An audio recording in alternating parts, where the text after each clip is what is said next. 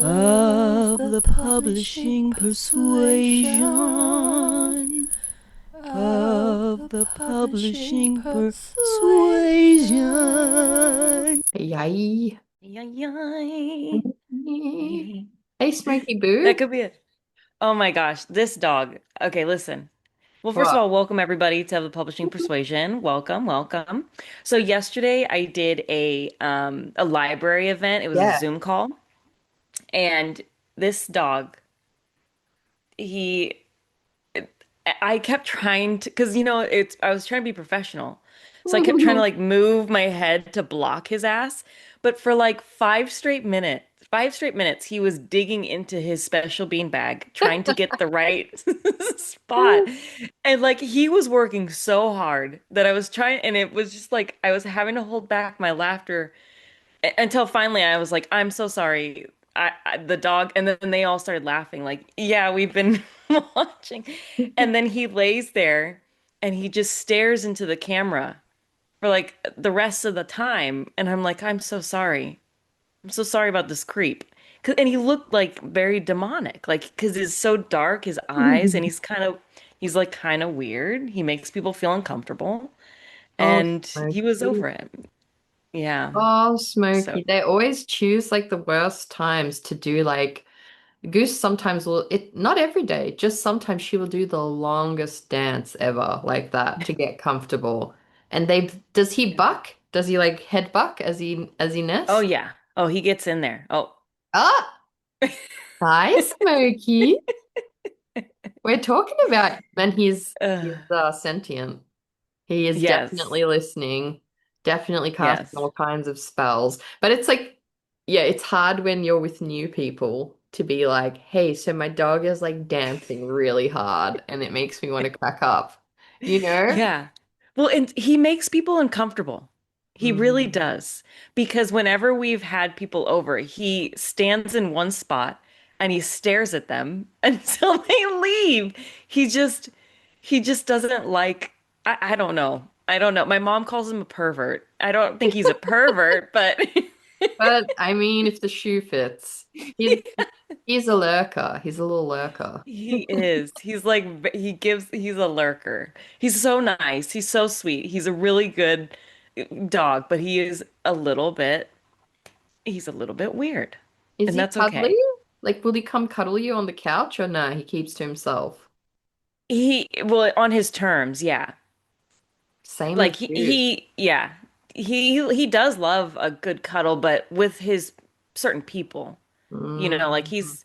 he's very particular. Obviously, I'm number one in the Oh, he'll sit house. in your lap or he'll allow Yeah. petting.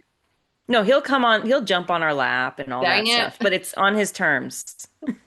My dog is broken, okay? He will not allow. I am like such a cuddly human. Like, I love cuddles. It is one of my great lamentations that Goose will not allow me to just baby her and fawn over her and just like snooky snooky cuddle her. She's not about it. She gives All off diva energy for Oh sure. God. All petting is on her terms and must have a formal written. She's sighing now in the corner, man. She Is she knows the same with your husband? everyone. And people Okay. try to like pat her and like cuddle up to her. And even on the street, sometimes I'll be like, I'm sorry. I was like, she's just a diva. Because people will be like, oh my God, the Frenchie, let's say hi. And they'll reach right, and I kid you not, they'll reach for her and she'll be like, just veer away and shade them unless somebody comes in with really great energy. Yeah, what a diva, Oh, so right? she's picky. She's very Oh like, yeah. what's the energy she likes? Like, who is the chosen ones? She loves being the celebrity energy. So if they're like, "Oh my God, hi, angel," and then she'll prance. She dances for people. She'll do like Ah, a little bottom waggle and put her ears back and like smile at them. She smiles at people when we walk. so she wants her ass kissed. She wants to be worshipped at all times. If she deigns, you'll be allowed to pet her. Like if people go in really confident with that super high energy, she'll allow scratches and she loves scratches, but no cuddles. No Oh, cuddling. diva. Yeah. Absolute diva. Put those boundaries up, girl. I know. In winter, she'll come and cuddle into me. Like if I'm on the Mm. bed and she'll come spoon me, but no in the lap. In the lap, cuddle is like we have the looks she gives you, she'll immediately jump off the couch and just be like, "How dare you? How fucking dare Uh, you think that was allowed?" But anyway, I love it. I love it. I do kind of love Uh. her personality, but don't listen, Goose. But one day, mummy wants a cuddly dog. Ah, Yeah. sorry. Yeah. Yeah, don't listen to that goose. Don't listen. Oh my gosh, that's so funny. But Speaking of understandable. celebrities, how's David Hasselhoff going? Have you been watching last night? You know I did. Yeah, I You know. know I did. Yeah. Yeah, he's doing great. Mitch has been saving lives. He's been taking names. What are the names One of for? my I don't know. I don't know. There was a lot of missing children, so they had to Oh. take a lot of names. But one of my favorite characters, and I don't know what his name is, and I don't think he lasts very long. Like I don't remember him in my Baywatch memories, but he's like Mitch's best friend. He's a he's also, what do you call lifeguard, Mm. but but he's but he's actually a lawyer, and he got the ultimatum you can't do both, you know. I can't give What? you can't do beach and be in the courtroom. Like you have to be serious. And so this is what he's going through right now is deciding like I think I have to choose the beach. You Yeah, so these know? are the things I'm living for right now. I'm living Yeah. for that. And Yeah. that's a hard but valid choice, you know? I think Yeah, for most sure. most people decide at some point that they need to see change. So this the sea calls.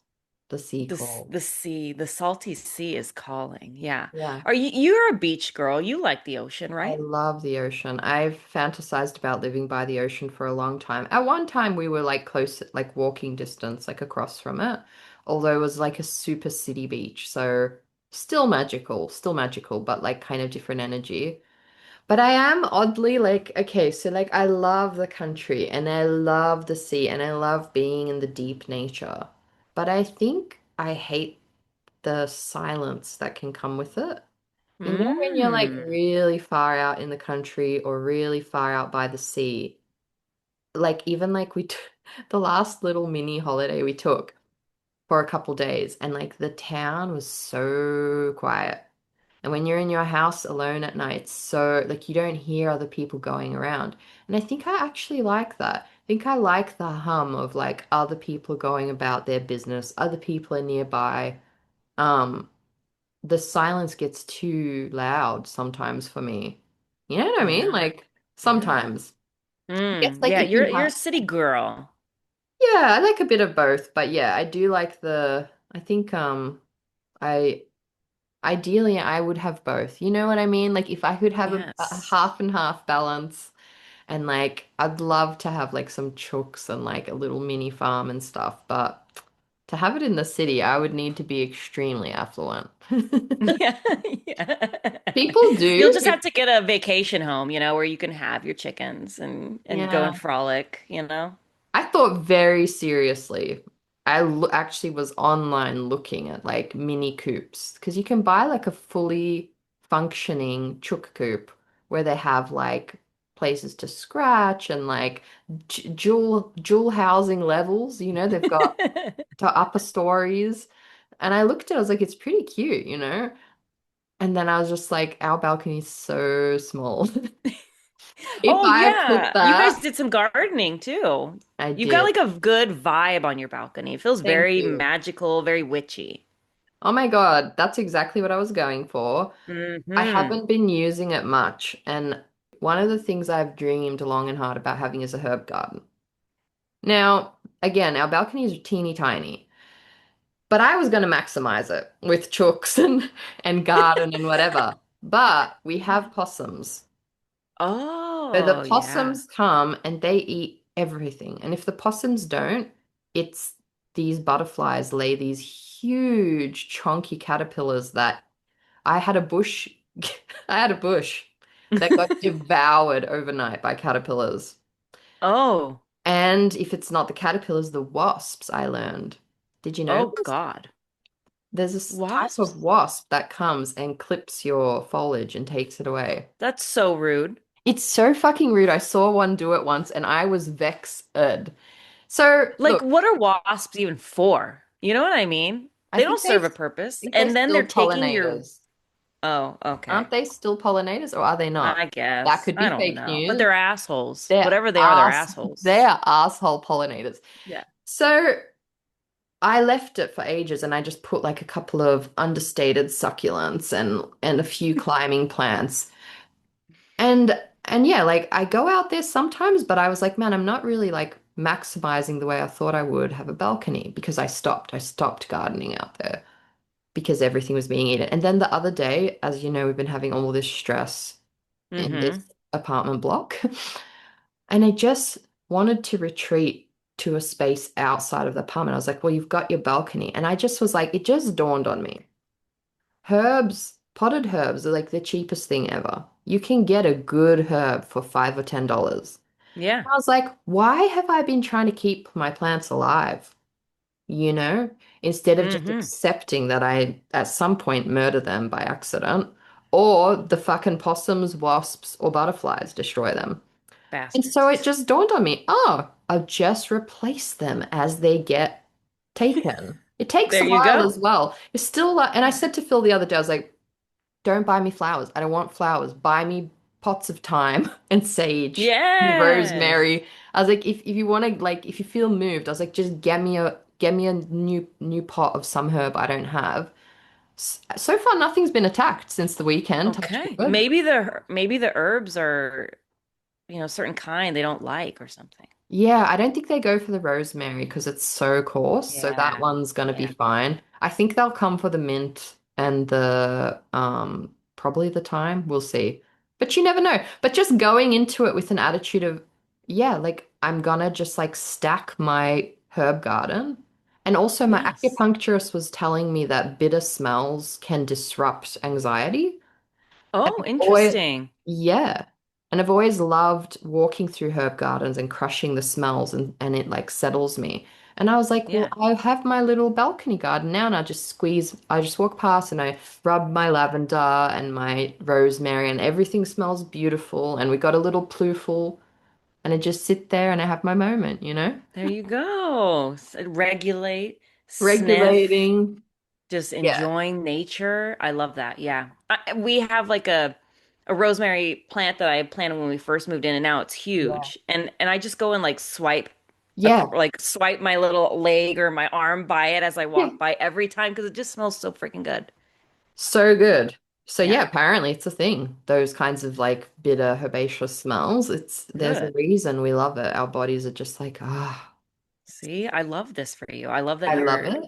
taking care of, yourself and you're just getting some outside time. That's That's it, good. eh? It Yeah. does feel nice. And we also set up security cameras. So that Ah, was great too. good. Yeah, You that know? always helps too. That always helps as well. Yes. I love that. What's your Um, favorite part of like your garden? Because I feel like you've got yeah, quite a sprawl. I've seen some beautiful pictures. Tell me like where you we go do. in your zone. I have different parts of our property that I really love at different times of the year too. So during the fall, I Mm, love walking up in our pasture and you can see out into all these different properties and see all the foliage turning, changing colors. And yeah. it's like very moody. I love that. And then we have a tree that it's a myrtle, but this clinging rose has found its way into it and has become its own tree pretty much.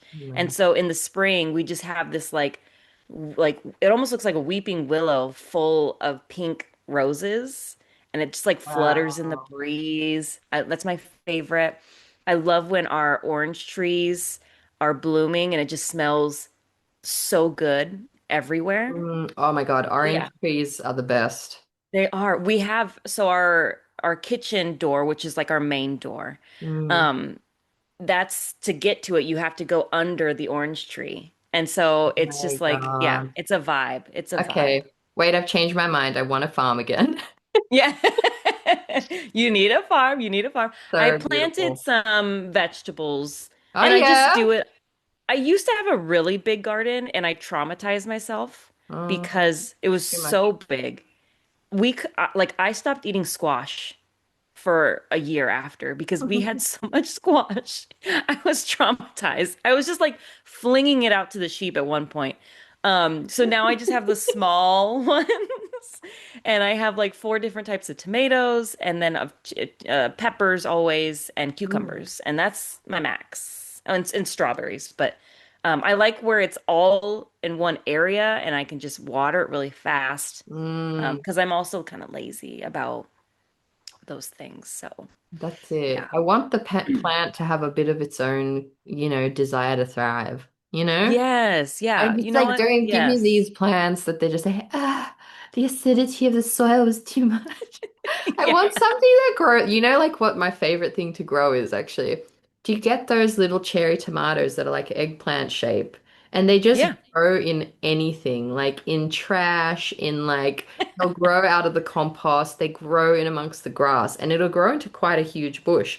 And you'll get hundreds of little, the most delicious cherry tomatoes you would get anywhere. That's my favorite thing ever, and it just fucking goes. It just goes. Yes. Nothing really attacks it, you know? Those are the kinds of things we need, you know? That's a Yes. plant worth having. It's true. I've decided myself that the only plants I will be buying here on the property are things that will feed me. Like little snacks, because I love walking around and just having little snacks Yeah. around here. So like we have pineapple guava, I think they are. I don't Yum. know. Yeah, But they're yeah. delicious. They're so good. And we planted so many just as like a barrier. And I just go out there and we have Oh fig my trees. God. Um, what do we have? Cherries. Like we have just like snacks everywhere. And Yeah. it's my favorite thing. So yeah, I love snacky that. plants. Earmarking Yes. your house for the apocalypse. Yeah. Yeah, we're ready, honestly. I Come work here. hard. I'm a hard worker. I will plow, I will till the fields to earn my keep. Come on over. I have a Just lot of fly on skills. over. Fly over during the apocalypse. It'll be super easy. Come on over. Yeah. Oh my Okay. God. I've been dying to tell you about, I don't know, do you follow Patagonia? The No. drag queen activist? No, I don't. Oh my God, you would love I them. guess I need to. Okay, but I want to vent to you about the tea I saw today anyway, because it just might Oh. do Patagonia a solid. Um, anyway, I watched their content for a while and they're just like, I feel like I can breathe when I watch people like this because after like the time periods we're living in where basically like everyone we see at the top that are supposed to be like, for the people are just Mm-hmm. like corrupt on sex trafficking rings, Yeah. criminal, and they just like abuse the little people, right? So when Yes. you see somebody that's like actually like making a big change and you can feel the difference, you can feel how they move through the world. So anyway, yeah, they've been doing all this climate activism and like they're always doing outreach stuff. And then today I saw they posted like a really like serious video asking people to like take action and like get the word out because I don't know if you know the brand Patagonia. It's like a hiking brand or some shit. Yeah. Yeah. Have you got that there? Yeah. Yeah. So Patagonia, the brand, are trying to sue her for like $1 million or Oh. something wild for being Patagonia. Oh, They're saying that she's interesting. doing um damage to their brand. Um, but the wild part was they actually, what did they say? Something so ridiculous. In their case again, I screenshotted it to read you because I knew you'd be outraged for as well. In the lawsuit, they were saying that Patagonia is doing irreparable harm to their brand by motivational speaking services in support of environmental sustainability. Good thing, great thing, and organizing, arranging, and conducting trail and hiking events. For Are both. you? Are you kidding me? Yeah, so I've been fuming about it all morning because basically Patagonia, so the clothing brand, they like pride themselves on like save the Yeah. planet and like I think they position themselves as like queer allies as well. But it's so obvious they're just also it's like it's a place. It's like a place. Like you can't trademark Patagonia is like a Oh, rainforest or okay. some Okay. shit. They can't trademark it anyway. So it's just the most That is hateful, audacious shit, and the internet was wild with it this morning when I woke okay. up. Were they tearing But Patagonia apart? the The company, the company. the company is getting shredded. Good. As they should. That is the most ridiculous thing I've ever heard. Yeah, it's so hateful. And like everybody said, like y all the work Patty's doing, like, wouldn't you want to like do like a brand deal with them or like Exactly. whatever? Because it's so in line with what they say they want. But it's probably Mm-hmm. just another faceless corporation telling everybody, we want climate change, we want world peace. And then they fucking don't. They just want your money, corporation. And then somebody who's Literally. actually doing the work and making change, and they're going to try cut them down. The most fucking hateful shit. I just had to vent about it to you because I knew you would feel it in your. Yeah, that's I I hate them. Yeah. That is the most ridiculous thing, honestly, ever. Like what happened to people just wanting to do good in the world? I don't know. What What happened to happened just to that? basic justice and common sense, you know? Yes. What happened Yeah, to what it? happened? Because we don't Or see or much were of we it. just was it like were we always just lied to or have humans just changed? Or big corporations just taken over everything and that's what it is? I don't freaking know, but what happened to just basic goodness? And Corporate just greed happened. yeah, Corporate it greed. Because, really freaking did. yeah. And I think that mindset of just like once people get to that certain point, right? So maybe this little brand started out with maybe started out as a small brand, Patagonia. And maybe they had this vision and whatever, but then maybe the I think the original founder may have passed away, I don't know, and then it gets bought up by people who just see it as an asset and they don't share. Yeah. I'm just guessing here, but that happens a lot where like a brand starts up and people love it for its authenticity and like Hmm. whatever, and then it gets corporatized, it gets capitalized, and it changes. So Some bullshit. it's I'm actually pissed because Panera, I don't, do you guys have Panera there? I Probably don't think not. so. Okay. So it's just like this, it's technically fast food, but it's a restaurant, chain restaurant. And Mm, they used to like bake bread and it was very like comfort food, like soups and breads and sandwiches and like just delicious. yeah. I love Panera, but they sold out, got bought up by some big corporation, and it's just not the same. And I'm very mad about it. I'm very mad. I Yeah, love I get Panera. mad about Not that the shit same. too. Yes. It's not the same, and eventually something dies along the way. Yeah, it Like does. it just shifts into something else. You know, like It I'm reminded does. again of that video of that CEO trying to eat, was it the McDonald's or the Hungry Jack burger? And he couldn't even, he was just like, wow, this is so great. And I'm like, yeah, why can't you eat that? You know, like, Right. don't get me wrong, I'll grab a cheeseburger on a rainy day, but I don't see it as real food at this point. It's just like No. it when I eat it, I'm like, well, I just had junk food that's not going to do much good in my Yeah. body. But As it was soon as it goes to big corporation, it really does lose its soul. that's the And way. yeah, like a little, I try to shop local and I try to shop, Mm, less big corp, but it's really more and more so hard to find, which is mm, even worse. they just suck everything up. They freaking When do. is enough? When is enough? Apparently, vampires really do exist because they're big corporations. Their fucking Illuminati exists because they're big corporations. That's what it is. That's what it All of it. is. All these characters we write, really, it's just big corp. Yeah.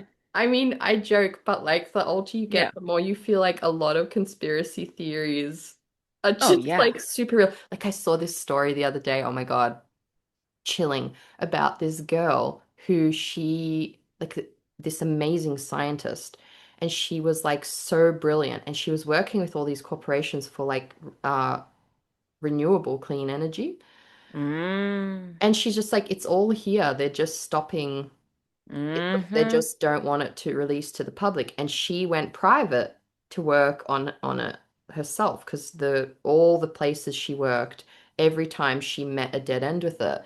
And then um she kept getting threats, and she was like, if I vanish, if I die, whatever. She's Mm-hmm. like, I was never suicidal, rah rah rah rah rah. And sure enough, suspicious suicide death, suicide in inverted commas.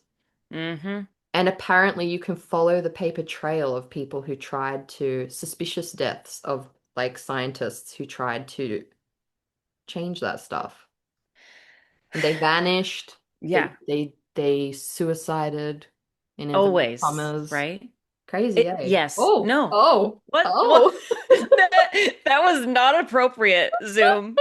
Zoom just did a Zoom? bunch of balloons for Melanie, and it was not an appropriate What time. was it for inverted commas? I What don't did I think I was know. doing? I don't But even know how I did that. I did inverted see, commas they're and balloons listening. went flying. They're listening.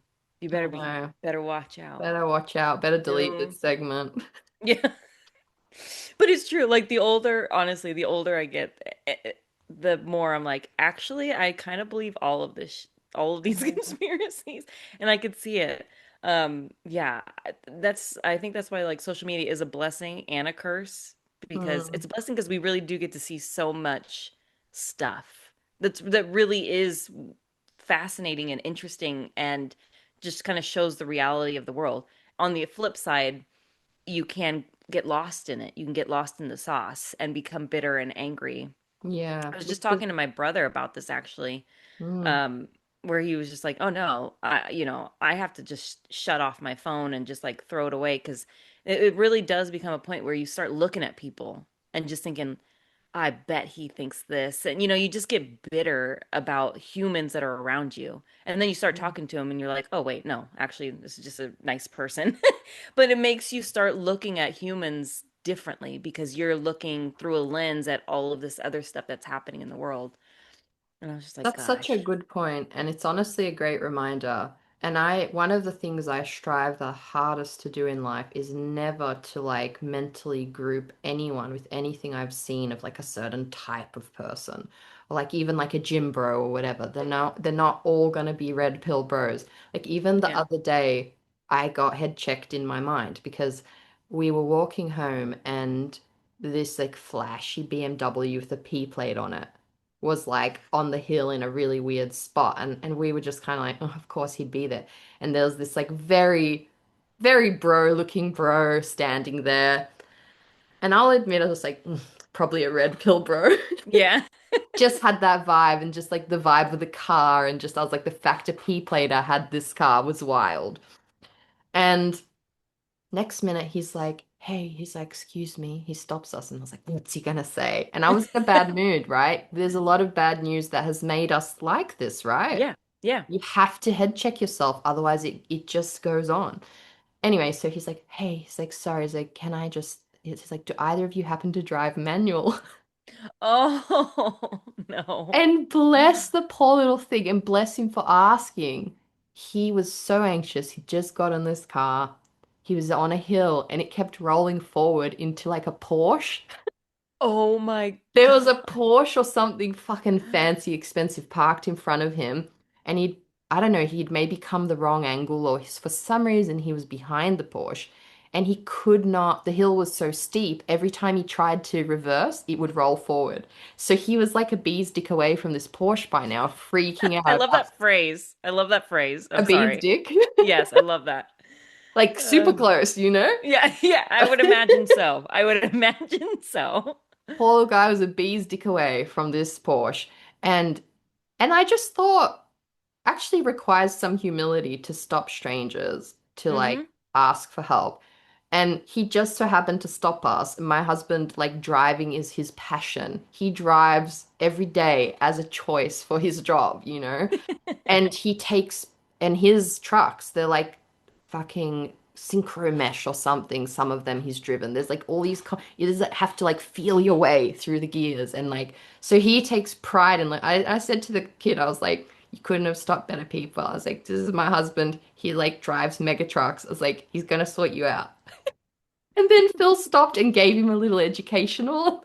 Oh, It was nice. so cute because he was very respectful and grateful. I could tell he was still shitting himself, but I knew it was going to be fine because I've seen my husband, like the kind of maneuvers he can do is just ridiculous. You can't expect. Even when we were in college, he could reverse park the car between two trees. He could like do a Oh, see. reverse donut thing and he He's would just better than us pull the all. handbrake and go Yeah. land between the Oh, trees. Yeah, sorry, a damn. handbrake park. He'd handbrake park in reverse between two trees, even when we were in college. And he was Damn. No like, wonder you married him. I know. Very precise, very meticulous, you know? Good at many things. So this kid was so grateful, and Phil gave him this lesson. And I walked away and I was like, we were both like, there's hope for humanity. You know what I Yeah. mean? And I don't, Yeah. and like, it just makes you judge a little bit less and just, yeah, everybody's on their own path. And even if some people end up with certain styles or certain whatever. Like, I'm never going to judge one haircut or one interest or whatever. We're so varied and whatever. And yeah, I think what your brother Yes. said is so important because once you actually talk to people, and that's the thing with these red pill guys, if they actually talked to more women, they wouldn't believe that shit that they believe about women. Because if you actually have women friends, you won't believe any of this shit that they try to tell them. So Mm-hmm. anyway, thank Mm-hmm. you for coming to my TED Talk. We love it here. We love it here. But yeah. Have you been reading anything lately? Yeah, Yeah, I'm yeah. beta reading for Robin Alvarez. Her Okay, glorious yes. banshee para world, like fantasy, dark anime vibes. It's giving. It's giving Got it all, everything. baby. Okay. Yes, I know I need to get on it as well. Get on my game. Yeah. Okay, so has that been the thing that you've been reading lately? Have you been doing it in Yeah, yeah. Well, audiobooks or she's a anything or girthy just book. sitting? She's a She's a girthy girthy book, book. so it's I was reading a bunch of graphic novels for a bit, but yeah, Oh, that's I right. did promise Robin I'll get this back by the end of May, so I'm just reading for her at the moment. Okay, yeah. Oh, okay, because May is it's we have We have 3 days. Hey, okay. listen, you, before you judge about my promise, I'm zoning in. I think I have like 150 pages Oh, left, okay, you okay. know? Okay. Doable. Yeah. I'm trying well, I was trying to think if I promised that as well, but I don't think I did. Oh, you're such a dork. I love you. But you've got this. Ah, yeah, hopefully. I've been doing a lot of reading and writing for reasons that you know. None of it has been in my general thing, but I have learned a lot of things about a lot of things to do with rentals, to do with your rights, to do with I could probably represent myself in court at this point. I hope it doesn't come to that, but that's the other Maybe reading. maybe all that knowledge that you have consumed can be in a book, you know? Eventually you Honestly, could use it for something. I honestly feel more ready to write like a cozy crime novel than ever in my life after all of this. So, Oh, I could see you writing something like that. yeah, That'd be kind of fun. it'd be kind I of could see fun. that. I have Yeah. dabbled before. Dabble, little dibble dabble. Dabble, little dibble dabble. You never know, it Yeah. could happen. But I see we're down to Oh, are we? four-ish minutes. Yeah, we are. We Wait, went I on don't so see many it on side. mine. Oh, yeah, Okay, well, 4 minutes. you'll have to keep us in check. Yeah. Loretta Chefchaouni is a former early childhood education from Florida who writes for teens. Her fantastical tales turn grief and fear into myth and monsters and explore all the scary parts of being human within the safe space of stories. Her work has placed in contests such as the Blue Pencil Novel Award and Voyage YA's First Chapter Contest. She is an alum of Pitch Wars Mentorship Program and the Highlights Foundation Muslim Storyteller Fellowship. The mother of a mixed race young adults, she is committed to seeing more authentic Muslim representation on shelves. The Lustrous Dark is her debut novel, the first book in a YA fantasy duology and a Junior Library Guild Gold Standard selection, coming May 19th, 2026. Her short story, The Little Sister, is included in the anthology A Thousand Nights, coming September 8th, 2026. Loretta is a busy, busy woman and Busy, busy. absolutely genius. Genius. And I was just writing down in my search bar Voyage YA first chapter contest because that sounds cool. That does sound I've cool. never heard of it. Have you? No, No, it sounds cool. I got a couple YA I could enter a first chapter if they're not wanting a completed manuscript. So I'm Get like, it, I'm gonna girl. put multiple entries in. Yes. I love that. I love that. Let's do it. Yeah, ain't nobody gonna hold down this Australian. I will get them to publish these books, at some Period. point. Yes. Period. Period. And Loretta was Period. our class as well, wasn't she? Pitch was 2020. Yeah. Yeah. I at this point I don't even know what what class we were. You know what? That's valid. That is valid at this time in life. Yeah. None Yes. of us know the Yeah. day, none of us know the time. But yes, this episode, we went on so many side quests in our intro, but this episode we went so deep as well, and I just think it's gonna touch a lot of people. And honestly, this book sounds like om nom nom. I need it now because Yes. It yeah. sounds like brain candy. Yeah, I think a lot of us have different types of like some parental trauma and yeah, I think that message of choosing yourself is still one that women particularly find hard to do. And yeah, so a book that's gonna like, highlight that and highlight that kind of like living parent grief. You had me Powerful. at every line of that book. Heck yes. Yeah. I'm ready. I'm like, And what was the we're book ready. that didn't sell about if she thought that one was better? I'm like, this one Oh, that's a sounds like good wild. question. Right? That's a Yeah. good question. I have a Oh, feeling though, like if these books do amazingly well, which they will, because listen to them. Like I feel like the other books can break through at some point as well, you know?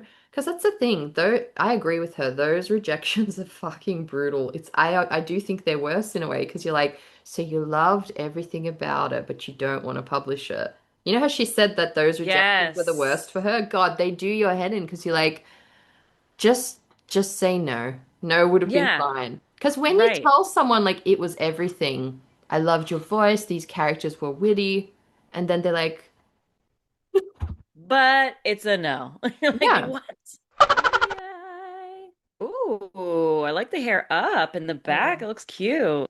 it's long enough now to have a little. Very cute. I love the flip too. Oh Honestly, my I just haven't God. touched it. I just haven't touched it. But It's so my cute. hairdresser did such a good job last time. It's growing nicely. It looks like I had it cut sometimes. Like now when I dried it nice there. It looks fabulous. It's very femme compared to my shaved pink mullet. It's probably my Yeah. femmest era in a while. I'm letting her She's in straighten her in. femme era. In her Perfect. femme era, in my goth femme era, I'm leaning into my like slightly gothic vibes, which is really where Love I that. usually am at. It's just elevated emo from back in high school, you Mm, know? Hi. yes.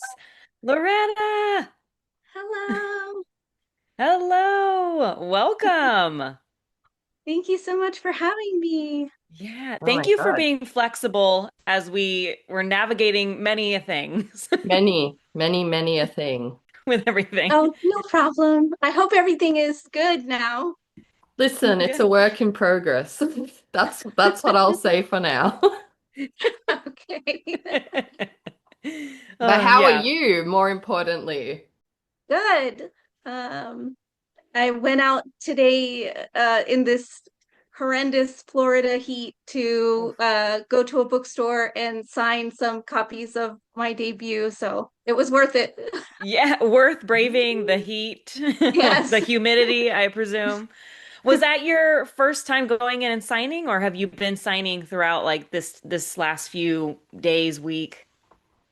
Yeah, I've had a couple of events, and then like I took one trip into Barnes and Nobles to vandalize my book. And this was a different bookstore called the Oxford Exchange in downtown Tampa. It's a beautiful, gorgeous bookshop. Oh, Mm. awesome. That's awesome. When you go in to sign, like, do you bring your own special pens? Like, do you have a technique?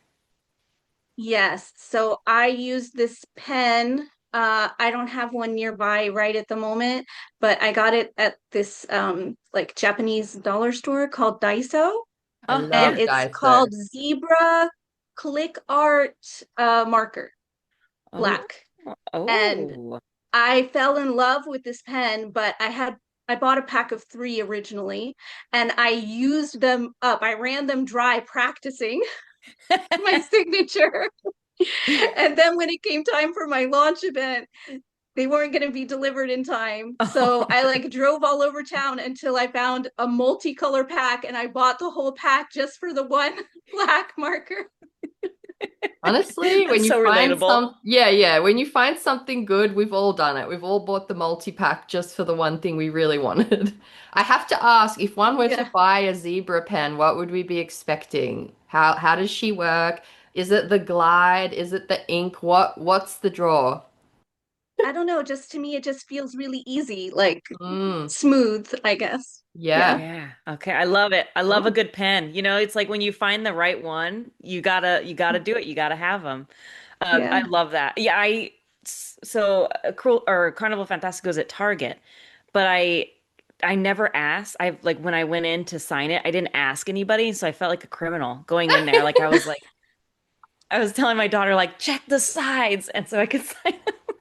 But Yeah. if you tell them, won't they put like a little sticker on it that says signed copy? I have no idea because it's Target, and I don't know if they're just Oh. gonna look at me like, "Who are you? Why are you here?" Like for like regular bookstores, I totally will because but I didn't know at Target, and I didn't want them to be like, "No." Oh. So maybe I should have asked. Maybe I should have asked It instead would of be Well, vandalizing. that's a wild. nice surprise for the person who purchases your book. Yes, someone Yeah. tagged me actually yesterday, and they're like, "Oh, at local Target, here at my Target," and I was like, "Oh no, now they know." So yeah, I guess I should have asked. But like to live it up a little, get wild Yeah. sometimes. Yeah. That Thank you again for joining us. I want to get into our questions because we are very nosy on this podcast, and so we want to know the ins and outs of everything about you. And so Are one you of our sure? yeah, yes, absolutely. We are ready. Okay. So one of our nosiest questions is, what is the strangest thing that you own? Okay, this is such an interesting question. And I'm going to preface this by saying that I never intended to collect boxes. But over the years, I was gifted boxes by multiple people, and just like, little decorative boxes, jewelry boxes, but I don't wear any jewelry. So I have no need for this. And then when I went to Morocco, I purchased more boxes because they have these boxes that are made of this very special wood that has like this beautiful grain pattern and this lovely scent. And so I just have a lot of boxes. And that's not the strange thing. The strange thing is what is inside of them. Mm. So if you were a nosy person and you were at my house and you wanted to take a peek in one of these boxes, you never know what you might find. It's just like random things.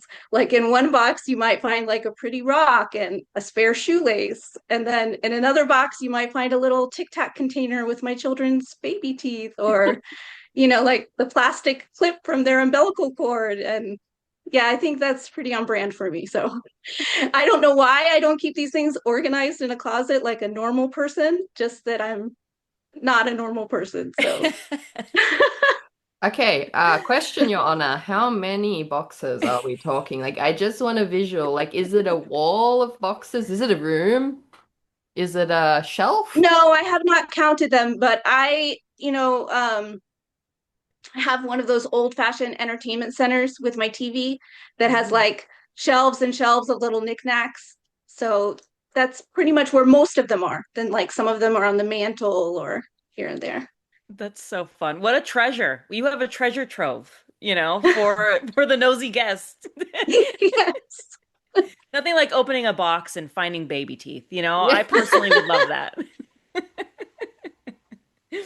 That's Okay, well, awesome.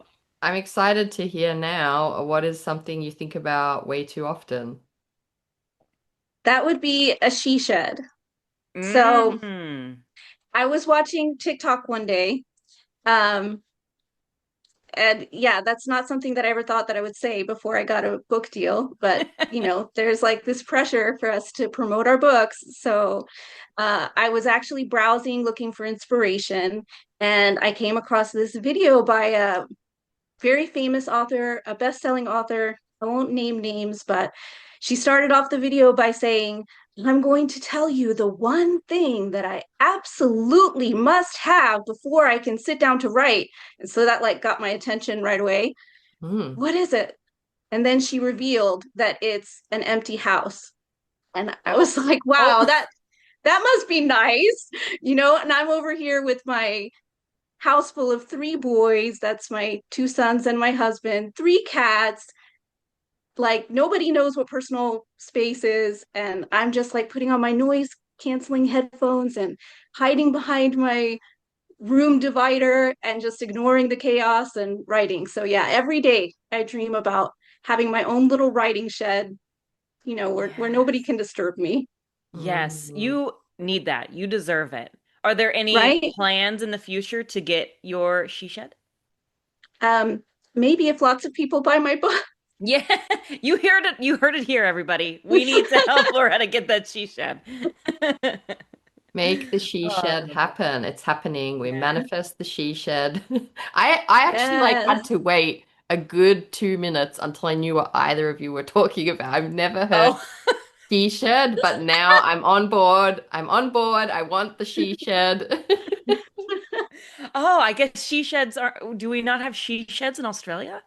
Well, I heard it as one word and I was like, Oh, I what's a she see. shed? It's like the Oh, feminine version of a man cave, I think. yes. I was Our own there by the boy. end. I was there by the end, and I support this message. Yes, you deserve a she shed. I 100 million do. percent. Yes. I love that we're manifesting that for you big time. Sell all the books to get your space. In the meantime, noise canceling headphones are just going to have Hmm. to do. Insane. I actually have my own office, but I have to walk to it and oftentimes I'm so lazy that I just sit at the dining room table with my headphones on as well. So, Hmm. yeah, we do whatever we can, wherever we can. Right.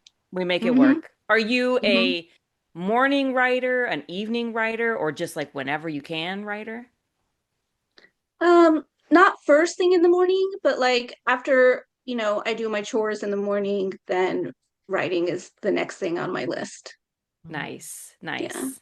Love that. Okay, well, let's get into a little bit of like how it all started for you. Did you always know that you wanted to be a writer?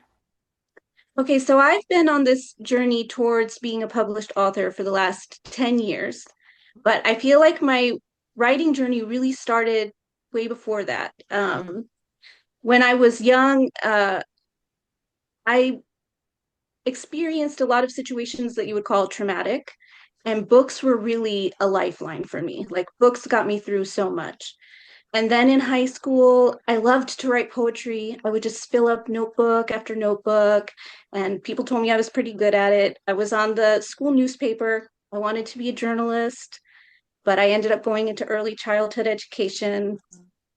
I just never thought that I was smart enough to write a book.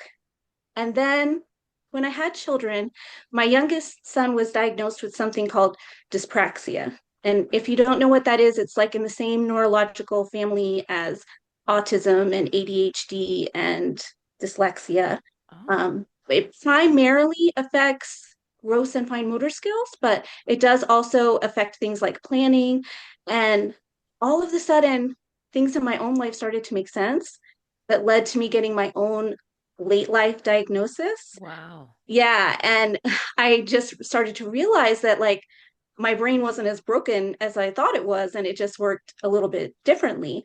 And then my son, we found that he did better with virtual school. So I quit my job to stay home with him. And at the same time as all of that was happening, Mm. I was going through a deeply personal loss. And I just had this feeling that I wanted to make something meaningful out of the pain that I was experiencing. So I had two things. I had more time to write and a reason to write. So Mm. I started to write and I wrote book after book after book. And it would be 4 books, and 6 years later that I would be at the Highlights Foundation, formerly Highlights Foundation. It's called Boyd's Mills now. I was at their retreat center and I finally had the time and the space to put my writing purpose into words. So that purpose is that I want my stories to be that same safe space for, a young person who might be in crisis or might be alone in whatever it is that they're going through, and for my books to provide the same safe space that books were for me when I was growing up. That's so Wow, that's beautiful. beautiful. I love Yeah. that so much. So where did you go from that time in life? How did things eventuate to where we are now? From when I first started writing, my philosophy was that you win zero of the chances that you don't take. So I started Mm. entering like every writing contest I could find, every mentorship opportunity. And I was really blessed to work with a lot of great mentors that helped me hone my craft. And then even the times like the contest that I entered that I didn't get accepted into, it was like such a learning experience just to polish the submission to get it ready and to connect with other writers and find writers who were supportive and encouraging.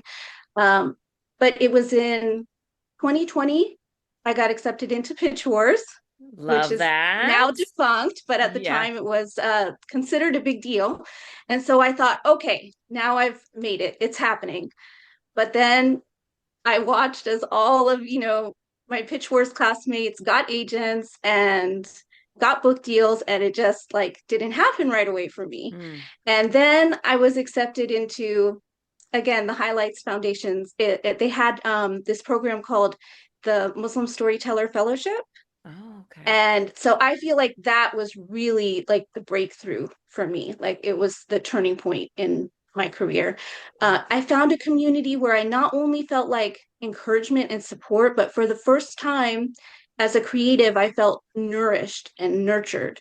And so it was soon after that that I got my agent. And then my fourth book actually died on sub, but my fifth book, which is The Lustrous Dark, finally sold.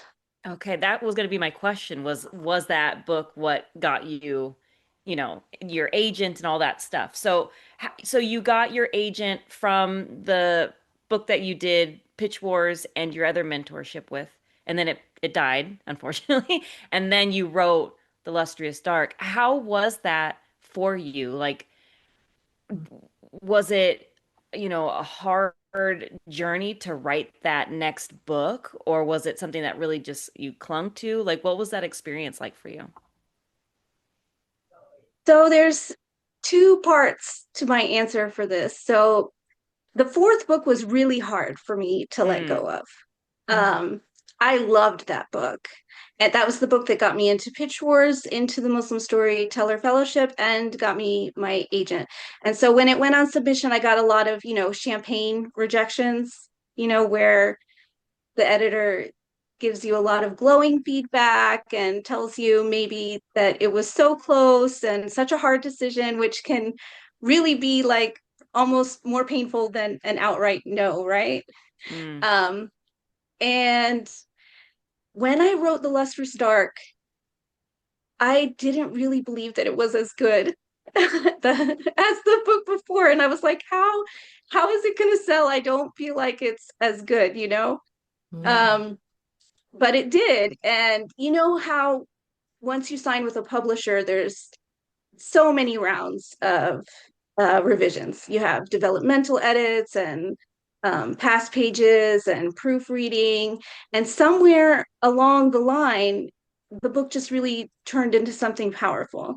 Like Mm. my editor had a vision for this book before I did, you know? Wow. And Yeah. now, I even heard some writers say like by the time they get to past pages, they can't even stand their own words anymore and they're just like rushing through it. And then once the book is published, they like don't even want to crack it open because they despise their own words at that point just from seeing them so many times. But I never felt that way. Like Mm. every time that I was doing a new revision, I would just appreciate how much the story had grown, you know? Wow. And so, like, even though I had a long journey and had a lot of challenges, like, I'm so happy that things turned out the way they did because I'm glad that this is the book that I'm debuting with because I feel like it's a book that I'm really proud of. Mm. Yeah. And then as far as like writing the Lustrous Dark, it was a little bit hard for me because it is such a personal book. Hmm. So it's based on the Moroccan folktale, The Jealous Mother. And I was drawn to so many things about this folktale the first time that I read it. Like I have a history with midwifery. So I used to work as a certified doula and a lactation consultant. And in Wow. this story, the main character is raised by a midwife. It's also kind of like Morocco's version of Snow White. So it has a lot of the familiar threads of the Snow White story that we know, but it also veers off into twists and turns that make it really unique. And it has like a lot of creepy elements that really drew me in. For example, instead of seven dwarves, there are seven ghouls. So there was so Love much that I that. liked about this story, and I thought this is great material for a retelling, but I didn't know what I wanted to bring to it on a personal and emotional level. So I put it on my running list that I keep of, projects that I might work on someday. Mm. And then when I was meeting with my writing peer group, the conversation turned to mothers, and my peers were expressing how their relationships with their real life mothers would seep into their portrayal of their characters' fictional relationships. And that's when I realized that for me, I had been doing the opposite. And I had been writing the mother that I wished that I had. And that's when I Mm. realized that that was something that I was ready to confront. And Shay's story just clicked into place. But like I knew right away what I wanted the story to be. But because it was so personal, there were a lot of times that I had to like, you know, just slow down. Like the story wouldn't come out as fast as I wanted it to because I needed a lot of time to process as I went along. Mm. Oh my God. That's I'm powerful. processing so much about everything you said, but I did want to touch back on that. I so appreciate your authenticity about your love for the book that didn't sell, because I think it's something I know that I have experienced that as well, and where you're like, this is the one. Like I did the thing with this one, and then feeling like your next work, you're like, well, it can be quite discouraging when the one that you felt like you read every time and it was perfect didn't sell. I find it so encouraging to hear that even the one you're like, I'm not sure it's as good. I'm not sure I'm in love with it as much as the other one. And that was the one that sold. And I think sometimes we think that, but it's maybe even better in ways we couldn't have understood. But yeah, I find that Right. encouraging because, yeah, I think a lot of people might stop at that point. They might stop when the one that they wrote that was the book of their heart didn't sell. So I think it's really encouraging for Yeah. people I know it's encouraging for me to hear that, like, sometimes the one that you thought was the one, it just wasn't. It wasn't, but it could be the Yeah. very next one, and you just never know. So I think that was Yeah. Yeah, hilarious. that is. Do you have advice for people that might be in that similar situation where maybe, querying hasn't gotten them anywhere with this book or it has died on sub? Like, do you have anything to offer people? Because I know so many of us go through Mm, this in this journey. I just think you have to be your own biggest cheerleader. Mm, Like there's always, it's inevitable that there's going to be rejection that comes with the territory. But I mm, think as writers, something that we tend to do is also downplay our achievements. So, like, when we do get praised, there's always like a little voice in the back of your head that's like, well, maybe they're just being nice or they don't want to hurt my feelings. So that's why I think it's so important to know why you're writing, why you're writing a particular story, and more broadly, what your purpose in writing is. Because I think when you know that, then it helps you develop this very strong core belief that your story deserves to be told and that your words need to be out in the world. And I think that that can really be an anchor to help writers keep going when things do get tough. Mm. Perfect. Perfect advice. That's so, so good. And it's so true. And it's that becomes that guiding light, that beacon of like, no, Mm-hmm. I have a reason why I'm here. I Mm-hmm. love that. Okay, now you're here, you're published. Has there been anything about the publishing industry that has surprised you? Yeah, so I was really surprised how once you sign that contract, you relinquish so much control. Like I'm the kind of person, I'm an overthinker. I like to know every detail that's going on, you know? And there's so much going on behind the scenes, and I'm assuming that most of it is really good stuff, but unless, you ask the right questions or somebody deems that this is information that you need to know, authors are left out of the loop about so much that's going on. So that I really had to adjust to that, to just letting go. Yeah, that's tough. That's really tough. Mm. How was the process with your cover? Because the cover is gorgeous. It's phenomenal. So, did you have Yeah. a lot of input there? Okay, that's funny because they sent me this very detailed form with like so many questions about what I wanted the cover to look like and what artist I liked, and to send. They wanted me to send them examples of other covers that I liked, and then they just went in a completely Oh, different direction from everything that I said, but it was perfect. no. Okay. Like Okay. I can't complain because it came out so perfect, so as soon as they told me, like a list of authors, and when I looked at Tom Roberts' work, I really loved his work because it has a very surreal quality that I thought would work really well for this story. And I think it was actually my editor's idea after she looked at some of his previous art pieces, uh, to have the cave be the central focus, because that's like a very cinematic scene that happens in the book revolves around that. Mm. And yeah, it just really, really worked. And I was able to convince them to add like a lot of little Easter eggs. There's a lot of little Easter eggs hidden in there if you look for them. Mm. And I'm Sounds gonna have to look. glorious. Well, I do want to know, what do you think the hardest part of this journey has been for you? Oh, querying without a doubt. Um, Oh, yeah. You know, Yeah. uh, I know it's not agents' fault at all, but I just feel like the whole system is set up in a way that is not author friendly. Mm. Mm. And, authors have to spend so much time polishing their submission, researching agents, tailoring each submission to what that particular agent requires. And after Mm. all of that effort, you might, get a form letter or even get ghosted. It Mm-hmm. can be really demoralizing and it's really draining. Yes. Yeah. Absolutely. I Yeah. think that there are so many listeners right now in tears, feeling validated. I remember that feeling so well of just like pouring my guts into a query letter and just like refining the shit out of it and just like ghosted. And you're like, I know this is good, but it ultimately agents are so busy that I think some have to revert to that. But yes, it's Yeah. very true. We see you querying authors. Yeah. You're Yes. not you're not wrong. It is the hell it feels like. But hang Hmm. in there. We all Hang got in through there. it. We all got through Yeah. it somehow. Hmm. Yeah, that's totally valid. I remember querying and getting a rejection after Sinner's Isle had already come out, my debut, which was like 2 years after I queried this Yeah. person. So I was like, Wow. yeah, so she's forever on my bad list. I just sometimes I see her name pop up and I just give a little stink eye whenever I see her Yeah. name. Like that felt personal. But Yeah, here it we has are. So.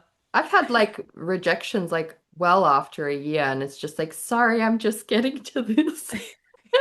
In fairness, 2020 happened and all the things that followed. Like, I do think that that really disrupted the even the most meticulously planned people had their schedules ruptured from that. So I do think that Yeah. we have lived through those times when it became the norm to be ghosted and uh, possibly get form replies without it even being read. You know what I mean? Sometimes I Mm, was like, they defo didn't read this because it had all the things they said they wanted in their tweet. yeah. You know? Yeah. Yeah. Mhm. That's nice of you to say, Melanie.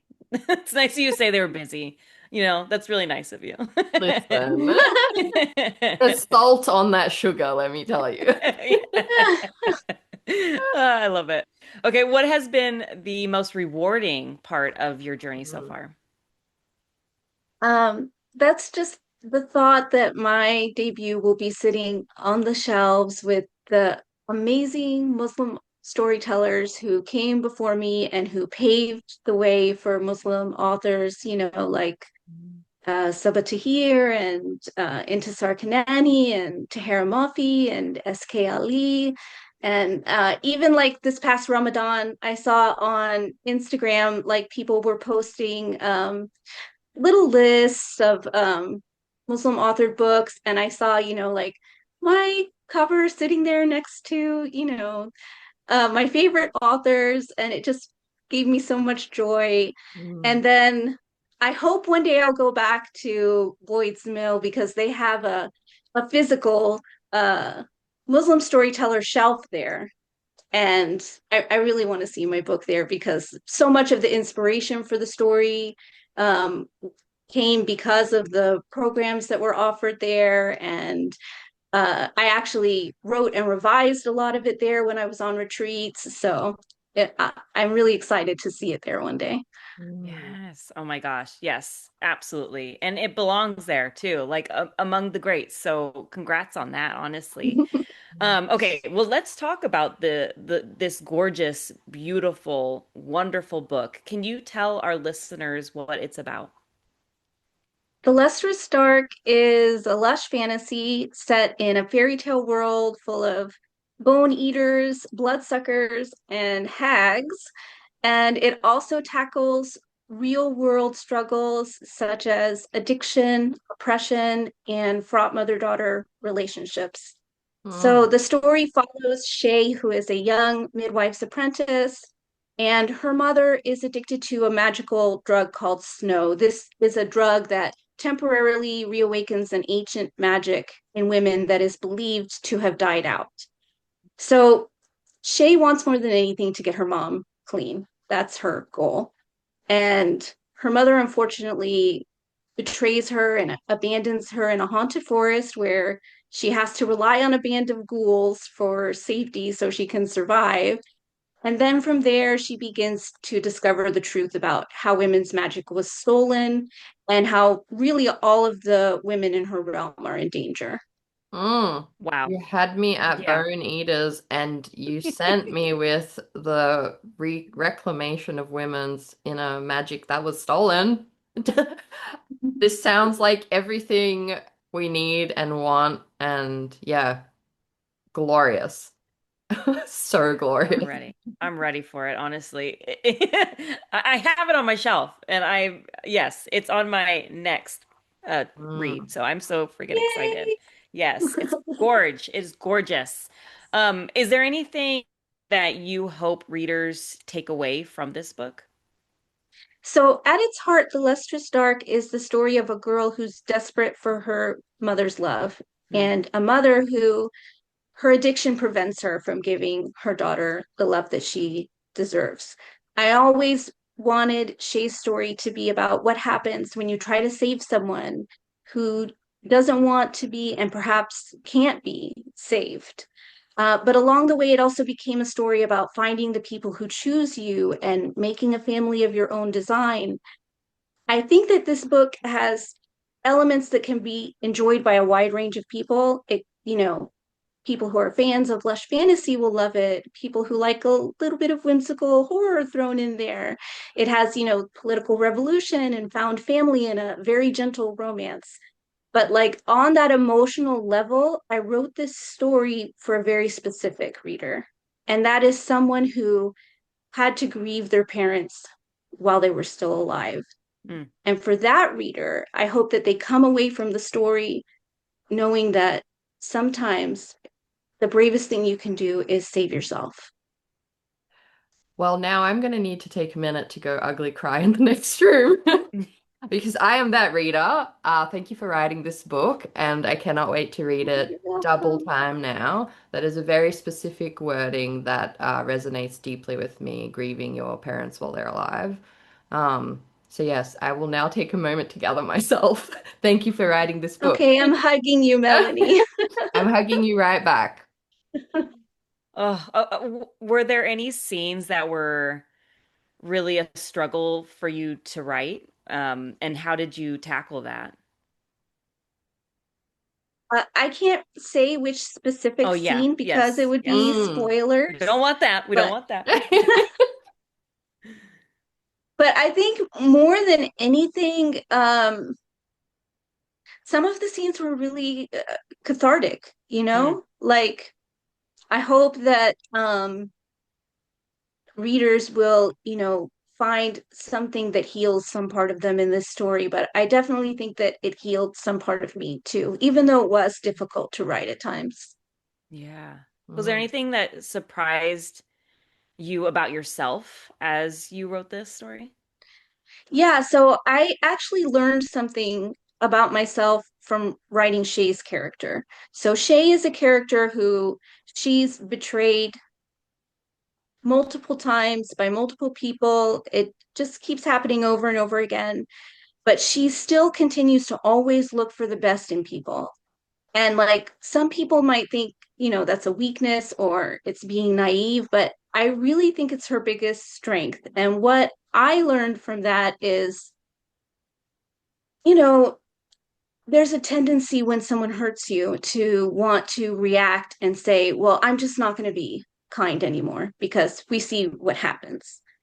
Yeah. But I think that kindness is really like a gift that we should hold on to, and holding on to it is like brave.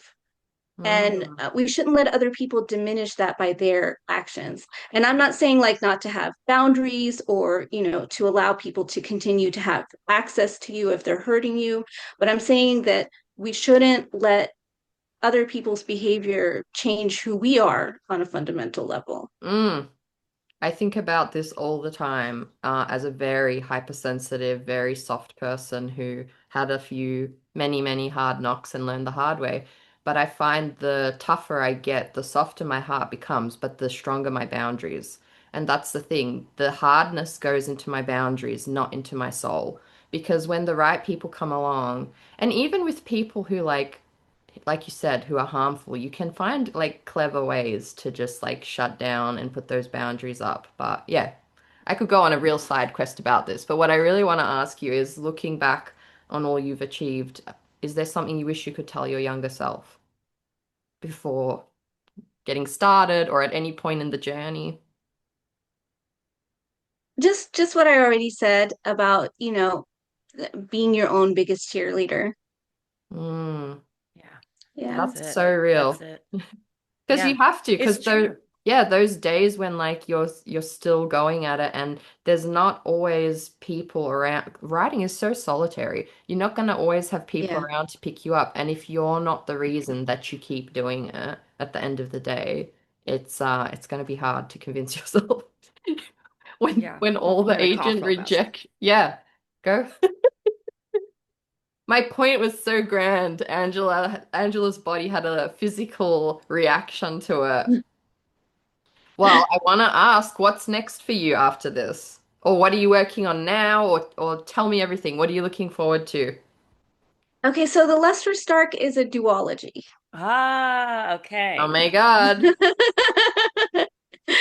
So I have finished the first draft of book two, but I'm like doing some light revisions before I send it to my editor because I know there'll be lot more extensive revisions coming later, but uh, I just don't want to send her, a first draft. So um, I can give you a sneak peek Yeah. of book two if you would like. Yes. Yes. Okay. Absolutely, we So would. in the second book, the story picks up not long shortly after where it left off in the first book. But as I was writing those chapters of continuing the story forward, I seeded in chapters that flash back to an alternate timeline before the first book happened. So that Mm. was something that I thought would be interesting for um, reasons that I can't like fully explain because of spoilers, but I feel like it really worked because I learned so much that like I didn't expect about why certain characters are the way they are and why they did the things they did. And those chapters, like I don't love drafting. I'm a revision girly. But those chapters, like I would look forward to them like they were my little treat. Like I'm going to write a chunk of chapters in the current timeline and then I get to do a flashback chapter. Like they were like a little reward. I enjoyed them so much. Oh my gosh. Okay, this makes me so excited to read book one and then to wait for book two. That is so, so awesome. I'm so pumped. Okay, well, our time has dwindled away. It has been amazing just getting to know you better, getting to be nosy, and really just getting to listen to all your amazing and wise words. So thank you so much for joining us. Honestly, I'm so excited for you. Thank you so much. Thanks, Loretta. Of the publishing persuasion, of the publishing persuasion.